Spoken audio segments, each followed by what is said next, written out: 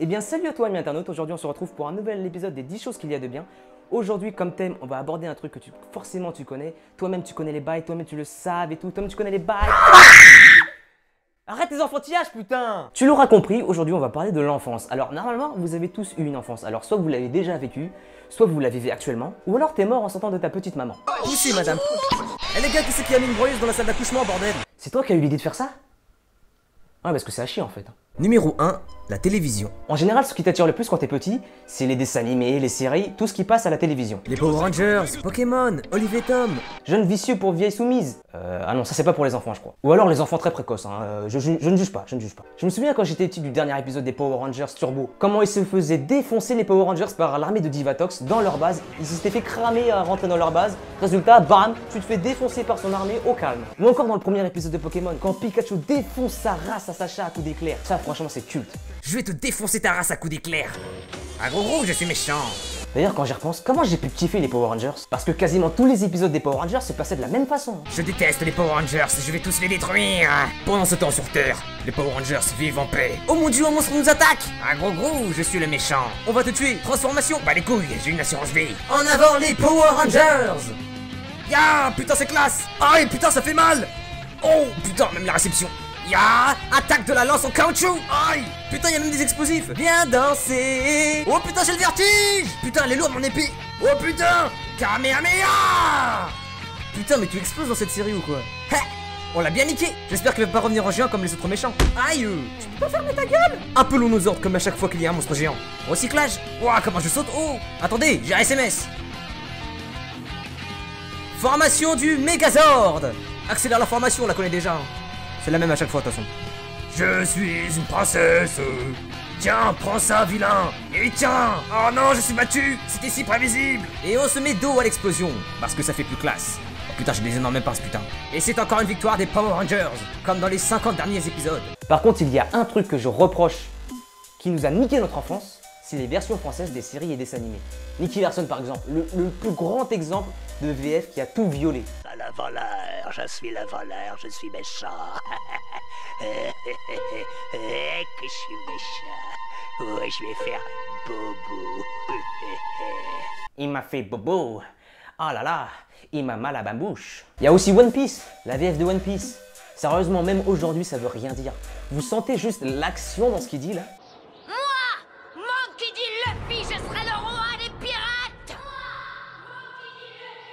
Rajouter un écho, ça rendra pas le truc plus épique, hein, tu sais. Numéro 2, les génériques. En grandissant, tu vas oublier tout ce qui se passe dans les dessins animés ou dans les séries. Mais il y aura une chose que tu n'oublieras jamais, les génériques. Le générique de Code Lyoko par exemple. Même si je n'aimais pas du tout la série, le générique était juste génial. On ira, on saura sauver notre existence pour refaire un monde sans danger. Gagnons que tout reprogrammer. Gagnons un monde sans danger. D'ailleurs, l'ambiance générale de ce dessin animé est quand même assez glauque. Hein. C'est comparable à un noir dans une réunion du Ku Klux Klan. Un jour vous serez le meilleur dresseur. Je me battrai sans répit. Qui ne connaît pas les génériques de Pokémon? Toutes les générations ont au moins entendu une fois au moins un générique de Pokémon.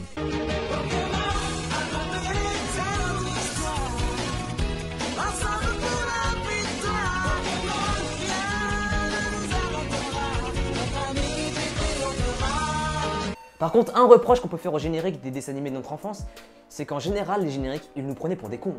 Doremi Magique par exemple, un animé japonais destiné aux filles. Ce qui m'a pas empêché de mater tous les épisodes. Hein. BD. Pardon, c'est quoi le nom de l'animé? Je suis pas très sûr en fait. La répétition, c'est ça le secret des génériques de notre enfance. Par exemple, Olivier et Tom.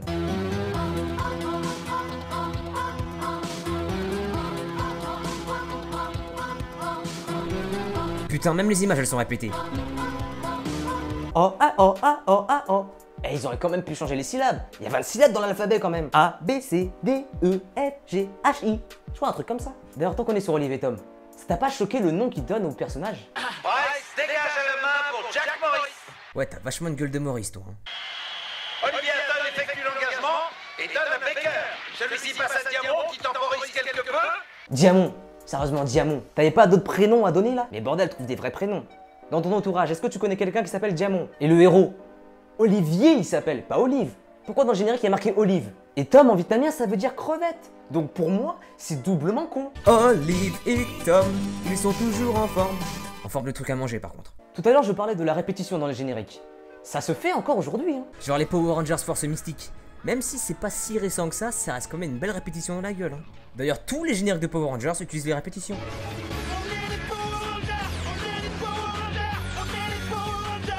Attendez, vous êtes qui les gars? Non mais je déconne les gars, je sais qui vous êtes. Hein.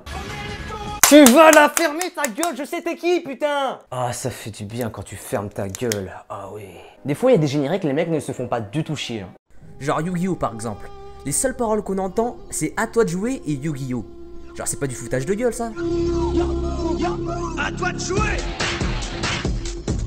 Et comme si ça suffisait pas, le générique a une ambiance de merde, ça fait limite flipper quoi.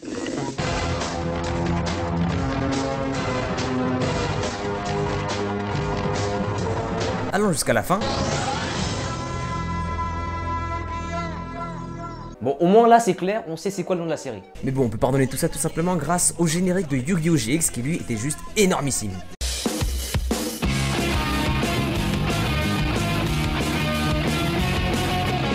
Ça vous rappelle pas des putains de souvenirs ça? Nouvelle génération! En garde, mets-toi en garde. Mieux vaut pour toi que tu es à mon jeu. En garde, mets-toi en garde. De vos cartes, crois-moi, c'est précieux. Mais bon, en général les génériques sont super, surtout ceux de ma génération. Et franchement, ça restera à vie dans nos mémoires. Go! Solide comme des rocs, la peur ils s'en moquent, ils encaissent les chocs. Go!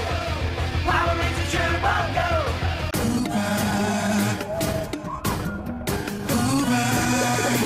Oui, c'est toi, mon ami, Marsupilami. Dans la jungle, roi, c'est toi, Marsupilami.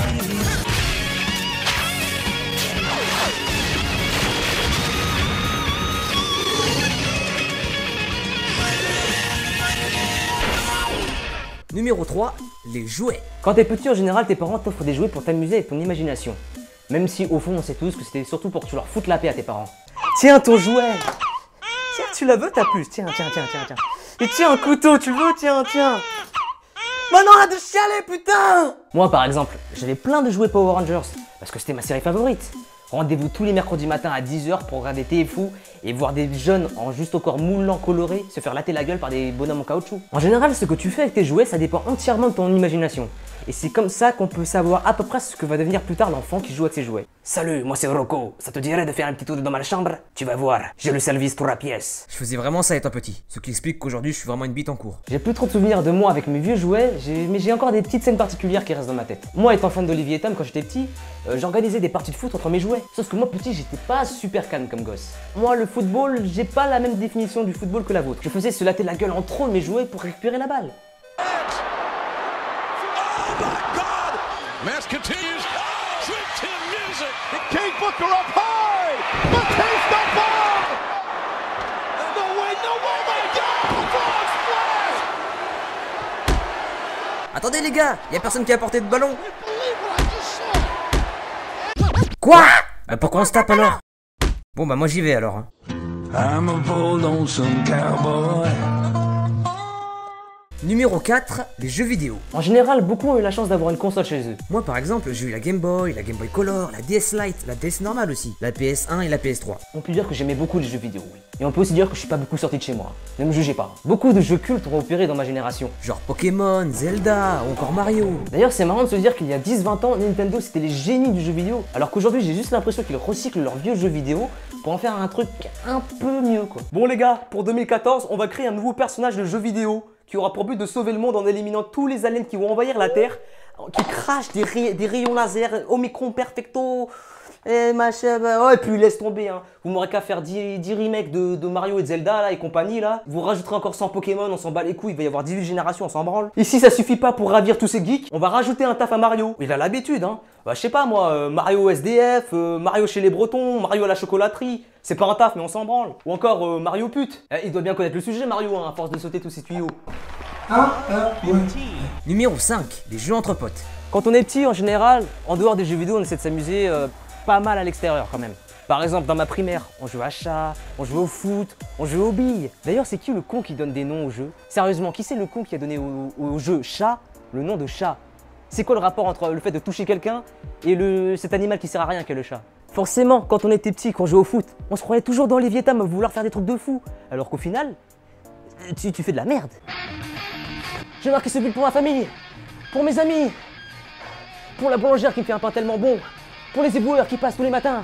Je veux marquer ce but pour ma famille. Mais mon ballon. En sport, on avait aussi des jeux pas mal sadiques, hein. Par exemple, la balle au prisonnier. Fracasser la gueule de ses petits camarades à coups de lancer de ballon. Quelle superbe ambiance! Heureusement que tout le monde n'a pas sa propre balle, hein. Parce que t'imagines, t'es tout seul contre l'équipe adverse. T'imagines le gangbang? Jeanne et Serge, coup de foudre, moi je te vole les vols. Mais moi, je veux pas de... Et pendant la récréation, vous vous souvenez du Petit Pont Massacreur? Le Petit Pont Massacreur, c'était un jeu qu'on faisait souvent en primaire ou au collège, qui consistait à une partie de foot dont le but était de faire passer la balle entre les jambes d'un des joueurs. Et celui qui se mangeait le petit pont, eh ben, il se faisait défoncer.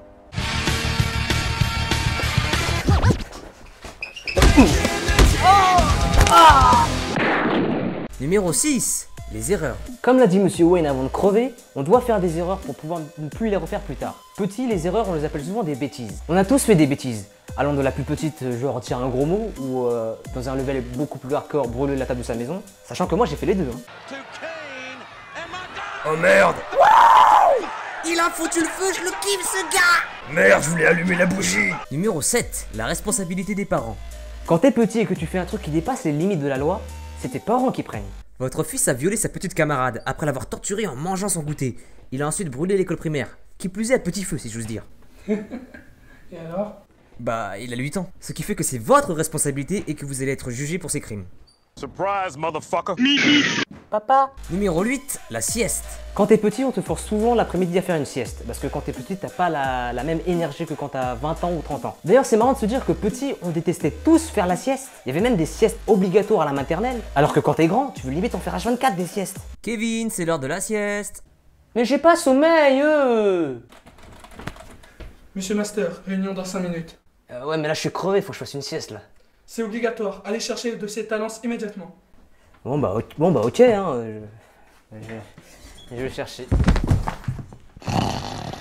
Numéro 9, être enfant versus être adulte. Quand t'es petit, il y a des trucs que tu ne peux pas faire étant adulte. Genre se pisser dessus, par exemple. Un enfant qui se pisse dessus, bon, c'est normal. Mais un adulte qui se pisse dessus, ça passe moins.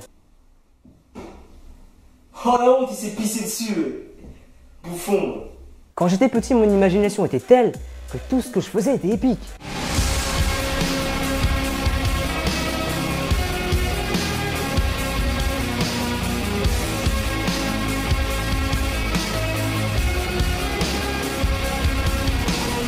Alors qu'aujourd'hui, beaucoup moins épique à ma life. Uno, fin de jeu. Putain, encore? On s'en refait une? Ok. Non, pas dans le cul, pas dans le cul.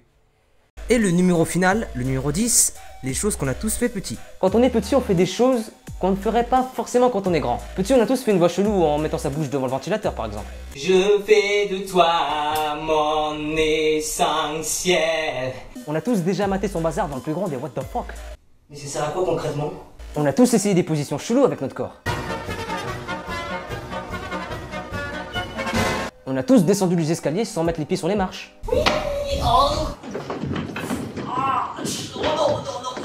On s'est déjà tous foutu un doigt dans le curieusement, on a déjà fait tout ça. Et c'est la fin des 10 choses qu'il y a de bien dans l'enfance. J'espère que cette vidéo vous aura plu. Si elle t'a plu, n'hésite pas de commenter, de liker la vidéo ou de la partager sur les réseaux sociaux. N'hésite pas à me follow sur Twitter, le lien sera dans la description. Toutes les infos sur la chaîne passent par Twitter. En tout cas l'ami, j'espère que cette vidéo t'aura vraiment plu et je te dis à bientôt pour de prochaines vidéos. Allez, bye. Le monstre en papier mâché te dit abonne-toi. Love.